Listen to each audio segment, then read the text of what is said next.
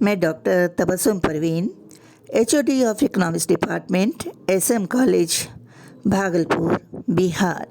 आज मैं पूर्ण प्रतियोगिता के अंतर्गत फर्म और उद्योग के संतुलन के बारे में बताऊंगी।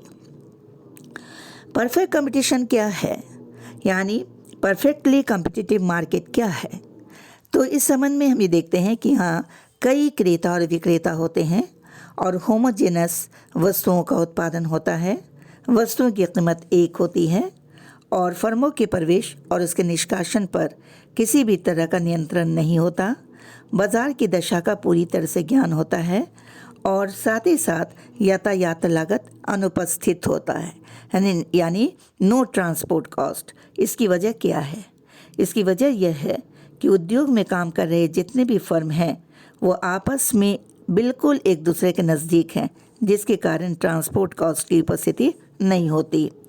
लेकिन परफेक्ट कंपटीशन में प्रत्येक फर्म सदैव जो है वो प्राइस टेकर और क्वांटिटी एडजस्टर के रूप में काम करते हैं, यानी मात्रा नियोजक के रूप में काम करते हैं और प्राइस टेकर के रूप में काम करते हैं। लेकिन दूसरी ओर यह कहा जाता है कि वास्तविक जीवन में ये स्थितियाँ उत्पन्न नहीं होती। जैसे कि ये कहा गया कि परफेक्ट कंपटीशन की ये शर्त है कि होमोजेनस प्रोडक्ट ही होगा, लेकिन ऐसा नहीं होता है। क्लोजली सब्स्टिट्यूट गुड्स का प्रोडक्शन होता है, जिसके कारण जीवन में प्रोडक्ट डिस्क्रिमिनेशन यानी वस्तु विभेद की समस्या उत्पन्न हो जाती है। और दूसरी तरफ हम ये देखते हैं कि क्रेता और विक्रेता क्या मार्केट का हमेशा परफेक्टली नॉलेज इनको होता है? ऐसा नहीं होता। और उत्पत्ति के साधन पूरी तरह से मोबाइल होते हैं, ऐसी भी स्थिति नहीं होती, जो कि परफेक्ट कंपटीशन की स्थिति को बिल्कुल ही काल्पनिक बना देती है। और वास्तविक जगत में एक वस्तु के बड़ी मात्रा में उत्पादक नहीं होते, बल्कि थोड़ी मात्रा में उत्पादक होते हैं। तो यहाँ पर परफेक्ट कंपटीशन के मान्यता के हिसाब से उत्पादक जो हैं वो वस्तु की कीमत को प्रभावित नहीं करते, लेकिन सच्चाई ये है कि उत्पादक कीमत को प्रभावित कर सकते हैं।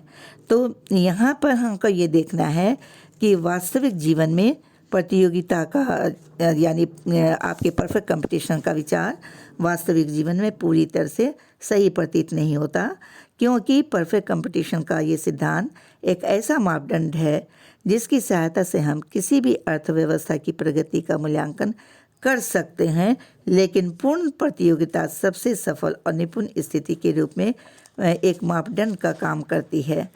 यह कहा जाता है कि पूर्ण प्रतियोगिता में आर्थिक विश्लेषण हम आरंभ यानी अच्छे तरीके से कर सकते हैं, ये भी बात कही जाती है।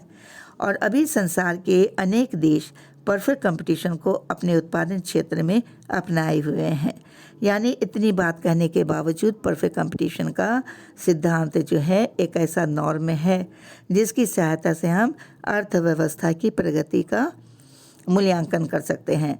लेकिन यहाँ पर हमको ये देखना है कि परफेक्ट कंपटीशन में फर्म उद्योग का क्या रिलेशन होता है। तो परफेक्ट कंपटीशन में एक उद्योग के अंतर्गत काम करने वाले प्रत्येक फर्म कीमत प्राप्तकर्ता, और आपको हमने पहले ही बताया कि यह कीमत प्राप्तकर्ता के रूप में, प्राइस टेकर के रूप में और क्वांटिटी एडजस्टर के रूप में काम करते हैं। तो यहाँ पर हमें एक डायग्राम हम देख रहे हैं। इस डायग्राम में हम ये देख रहे हैं कि फर्म के लिए कीमत रेखा एक्स एक्सिस के समानांतर एक क्षैतिज रेखा है, जिसको हम कहते हैं horizontal line parallel to x axis, जिस पर मांग की लोच अनंत है। और परफेक्ट कंपटीशन में AR बराबर MR होता है। और अल्पकाल में परफेक्ट कंपटीशन में फर्म का संतुलन इस प्रकार होता है, क्योंकि इसमें शॉर्ट टर्म पीरियड में हम इसे देख रहे हैं। तो शॉर्ट टर्म पीरियड बहुत ही छोटा है, बहुत ही सूक्ष्म है, जिसमें श्रम और कच्चे माल में ही परिवर्तन किया जा सकता है और उत्पादन को घटाया बढ़ाया जा सकता है। लेकिन अन्य साधनों में परिवर्तन बहुत ही मुश्किल है और साथ ही साथ अतिरिक्त फर्म प्रवेश नहीं कर सकती और न ही उद्योग में काम कर रही फर्में उद्योग को छोड़ सकती हैं। तो यहाँ पर होमोजेनस कॉस्ट कंडीशन को भी देखना पड़ेगा।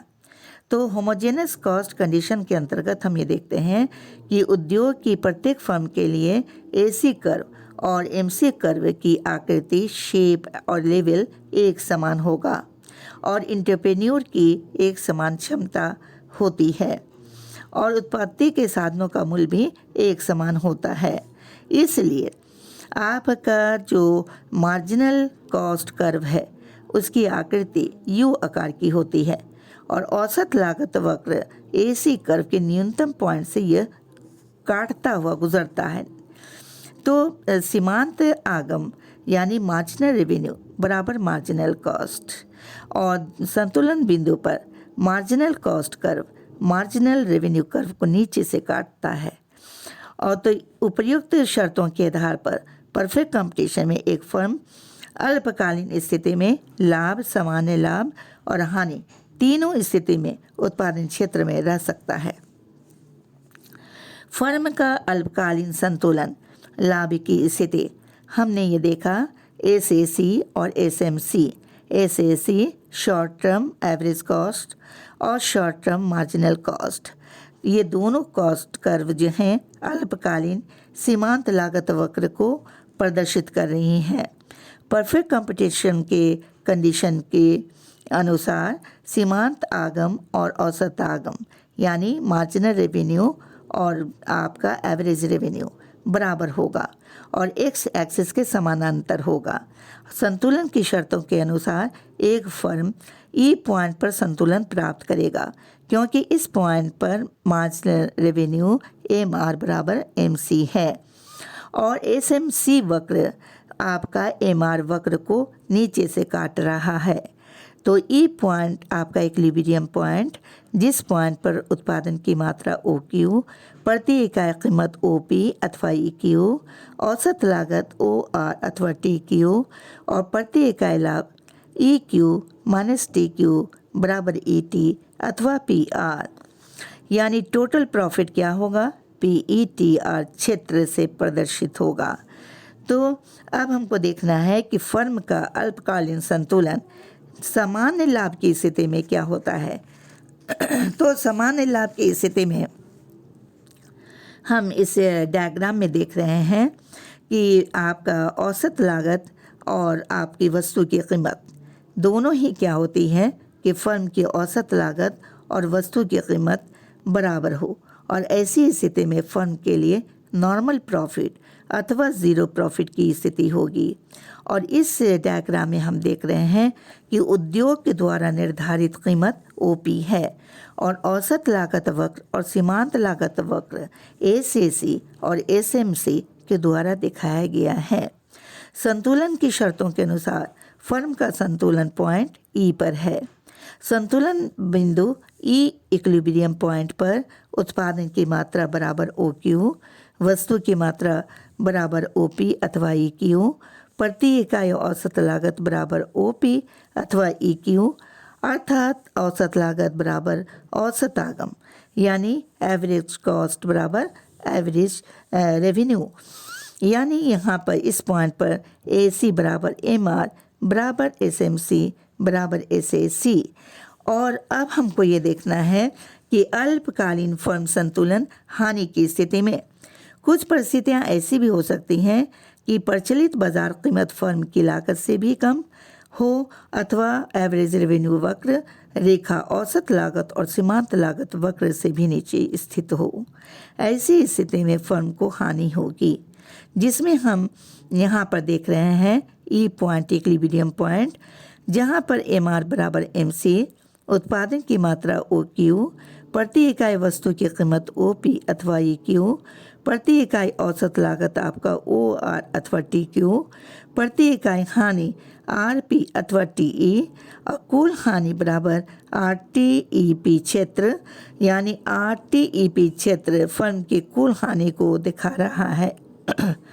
और ऐसी हालत में हम ये कह सकते हैं कि हानि के कारण समान लागतों के अंतर्गत काम कर रही सभी फर्में हानि उठाएंगी और अल्पकालीन हानि उत्पादन बंद होने का भी पॉइंट यानी short run loss short done point. अल्पकाल में एक फर्म हानि की स्थिति में उद्योग से अलग नहीं हो सकता। अल्पकाल में उत्पत्ति के साधन परिवर्तनशील नहीं होते। अल्पकाल इतनी लंबी अवधि नहीं होती कि फर्म उत्पत्ति के सारे साधन को अपनी आवश्यकता और अपने इच्छा के अनुसार परिवर्तित कर सके। फर्म अल्पकाल में स्थिर और उत्पत्ति साधन जैसे भूमि, पूंजी, उपकरण और मशीन आदि को नहीं बदल सकता। फर्म की उत्पादन लागत के अंतर्गत अल्पकाल में वेरिएबल कॉस्ट और फिक्स्ड कॉस्ट दोनों शामिल है। ऐसी स्थिति में हम ये देखते हैं कि AC बराबर AFC प्लस AVC। यहाँ पर हमें ये देखना पड़ेगा कि शट डाउन पॉइंट उत्पन्न हो रहा है। इसका मतलब है कि फर्म अल्पकाल में वस्तु की कीमत आपके AVC से कम होती जा रही है। उत्पादन बंद कर देगा, फर्म उत्पादन बंद कर देगा और इस प्रकार AVC का न्यूनतम पॉइंट आपका शट डाउन पॉइंट होता है। इस स्थिति की व्याख्या हम इस तरह से कर सकते हैं। SAC तथा अल्पकालीन सीमांत लागत वक्र SMC दिखाया गया है। डायग्राम में हम ये देख रहे हैं कि औसत परिवर्तनशील लागत वक्र AVC कर्व भी प्रदर्शित किया गया है। डायग्राम में SAC और AVC वक्रों के मध्य खड़ी दूरी वर्टिकल डिस्टेंस औसत स्थिर लागत को सूचित कर रही है। दोनों वक्रों के मध्य खड़ी दूर उत्पादन के बढ़ने के साथ साथ कम होती जा रही है, क्योंकि उत्पादन बढ़ने पर औसत स्थिर लागत गिरती चली जाती है। जब बाजार में वस्तु की कीमत OP1 है तो फर्म का संतुलन पॉइंट E होगा और फर्म OQ1 वस्तु उत्पादन करेगा। संतुलन बिंदु पर वस्तु की कीमत बराबर OP1 या EQ1, औसत लागत KQ1 और औसत परिवर्तनशील लागत CQ1, औसत स्थिर लागत KC और प्रति इकाई हानि KE यानी कुल हानि हो जाएगी आपकी RKEP1 क्षेत्र। RKEP1 क्षेत्र जो है वो बता रहा है कि फर्म लॉस की स्थिति में है और शॉर्ट डन का पोजीशन है। तो अब हमें देखना है कि डिफरेंट कॉस्ट कंडीशंस में हम ये देखते हैं कि उद्योग के अंतर्गत काम कर रही सभी फर्म एक समान लागत पर उत्पादन नहीं करती। दूसरे शब्द में ये कहा जाए कि उद्योग की विभिन्न फर्में एक समान औसत लागत वक्र और मार्जिनल कॉस्ट कर्व के अधीन काम नहीं करती। उद्योग में काम कर रही सभी फर्में एक समान आकार तथा उत्पादन क्षमता की नहीं होती। फर्मों के उत्पादन की क्वालिटी, उत्पादन करने का टेक्निक और फर्म का मैनेजमेंट एक समान नहीं होता। इसलिए यहाँ पर हम ये देखेंगे कि जैसे कि बहुत सारे डायग्राम्स लिए गए हैं कि इस डायग्राम में हम देख रहे हैं कि फर्म है आपका ABC और A से C1, A से C2, A से C3 अल्पकालीन औसत लागत वक्र क्रमशः SMC1, SMC2, SMC3 सीमांत लागत वक्र है। फर्म ABC का संतुलन पॉइंट E1, E2, E3 है। यानी फर्म के लिए हम उत्पादन बराबर OQ1 प्रति इकाई लाभ EQ1 माइनस TQ1 बराबर ET कुल लाभ PE1 TR क्षेत्र होगा। इस प्रकार फर्म A जो प्रॉफिट प्राप्त कर रही है तो फर्म B के लिए हम यहाँ पर देखेंगे कि उत्पादन बराबर OQ2 और औसत लागत बराबर वस्तु का मूल्य EQ2 E2Q2 और फर्म को शून्य लाभ और नॉर्मल प्रॉफिट प्राप्त हो रहा है। फर्म C के लिए हम देख रहे हैं कि उत्पादन OQ3 प्रति इकाई हानि TE3 अथवा PR और कुल हानि RTE3 P क्षेत्र है। इस प्रकार C हानि लॉस प्राप्त कर रही है, यानी C फर्म को हानि हो रहा है। लेकिन इन सारे कॉस्ट की व्याख्या करने के साथ साथ हमें ये भी देखना है कि दीर्घकाल वो समय अवधि है जिसमें उत्पादन के सभी साधन, उत्पादन की तकनीक, प्लांट और आकार आदि पूरी तरह से परिवर्तित किए जा सकते हैं। तो परफेक्ट कंपटीशन में एक फर्म दीर्घकाल में उत्पादन को मांग के अनुसार पूरी तरह समायोजित कर लेती है। तो दीर्घकाल में उद्योग में काम कर रहे प्रत्येक फर्म को नॉर्मल प्रॉफिट ही प्राप्त होता है। दीर्घकाल में संतुलन की दोहरी शर्तें पूरी होनी चाहिए। ये शर्त क्या है? एम आर बराबर एम सी, ए आर बराबर ए सी, एम आर बराबर एम सी बराबर ए आर और बराबर ए सी। तो यहाँ पर आपको ये देखना होगा कि long term equilibrium under homogeneous cost condition, यानी एक समान लागत दशाओं में उद्योग के अंतर्गत काम कर रहे सभी फर्म दीर्घकाल में केवल नॉर्मल प्रॉफिट ही प्राप्त करेंगे। जैसा कि हम इस यानी डायग्राम में देखेंगे कि किस तरह से वो इक्विलिब्रियम के पोजीशन प्राप्त करेंगे। तो इक्विलिब्रियम पॉइंट है आपका ई पॉइंट, क्योंकि बिंदु ई पर संतुलन की दीर्घकालीन शर्तें पूरी हो रही हैं।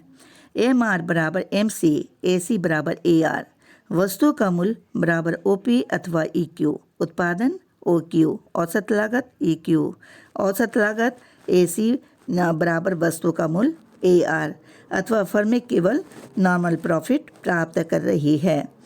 तो फर्मों का दीर्घकालीन संतुलन विभिन्न यानी लागत दशा में जब हम देखेंगे तो हम ये देख रहे हैं कि विभिन्न लागत दशा में फर्मों का दीर्घकालीन संतुलन मार्जिनल फर्म के आधार पर स्पष्ट किया जा सकता है। यानी उद्योग की वो फर्म मार्जिनल फर्म होती है जो कीमत के गिरने के बाद सबसे पहले उद्योग को छोड़ती है। दूसरे शब्दों में ये कहा जा सकता है कि उद्योग की उच्चतम लागत वाली फर्म ही सीमांत फर्म होती है जो सदैव नॉर्मल प्रॉफिट कमाती है। और यहाँ पर हम ये देखेंगे इस डायग्राम में कि सी सीमांत फर्म है और बिंदु E3 पर OQ3 मात्रा का उत्पादन करते हुए केवल नॉर्मल प्रॉफिट ही की स्थिति में है और मार्जिनल फर्म OP3 कीमत पर नॉर्मल प्रॉफिट कमा रही है। और अगर कीमत OP3 से कम हो जाती है तो फर्म सी हानि के कारण उद्योग से बाहर चली जाएगी। यानी कीमत सभी फर्मों की सीमांत लागत प्राइस बराबर MC ऑफ ऑल फर्म्स, कीमत बराबर सीमांत फर्म की औसत लागत प्राइस बराबर AC ऑफ मार्जिनल फर्म्स। और इस तरह से हम ये देखेंगे कि OP3 वस्तु की कीमत फर्म A, B, C क्रमशः OQ1, OQ2, OQ3 का उत्पादन करेगी। फर्म A सीमांत लागत E1, Q1 है, जबकि फर्म B और C की सीमांत लागतें क्रमशः E2, Q2, E3, Q3 के बराबर है। यानी कीमत सभी फर्मों की सीमांत लागतें यहाँ फर्म A और फर्म B की इंट्रा मार्जिनल फर्म्स हैं जो असमान यानी एबनॉर्मल प्रॉफिट कमा रही है।